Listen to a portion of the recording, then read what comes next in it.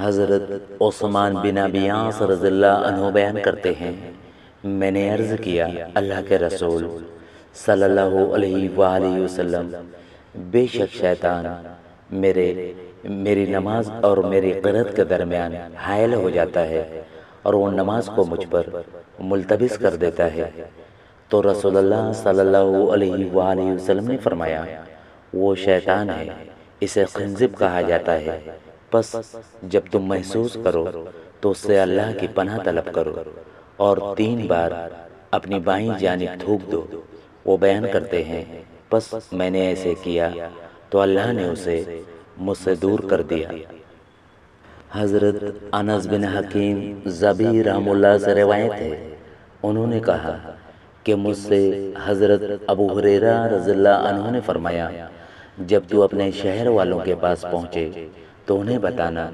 کہ میں نے رسول اللہ صلی اللہ علیہ وآلہ وسلم کو یہ فرماتے سنا ہے، مسلمان بندے سے قیامت کے دن سب سے پہلے جس چیز کا حساب لیا جائے گا وہ فرض نماز ہے۔ اگر اس نے پوری نمازیں پڑھی ہوں گی تو ٹھیک ہے، ورنہ کہا جائے گا دیکھو کیا اس کے کوئی نفل بھی ہیں؟ اگر اس کے نفل ہوئے تو اس کے فرضوں کی کمی نفلوں سے پوری کر دی جائے گی، پھر دوسرے فرض اعمال کا حساب بھی اسی طرح ہوگا۔ حضرت عبادہ بن صامت رضی اللہ عنہ سے روایت ہے کہ انہوں نے رسول اللہ صلی اللہ علیہ وآلہ وسلم کو یہ فرماتے سنا، جو بندہ بھی اللہ کے لیے ایک سجدہ کرتا ہے،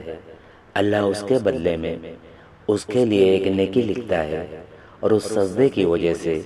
اس کا ایک گناہ معاف کرتا ہے اور اس سجدے کی وجہ سے اس کا ایک درجہ بلند کرتا ہے، اس لیے سجدے کثرت سے کرو۔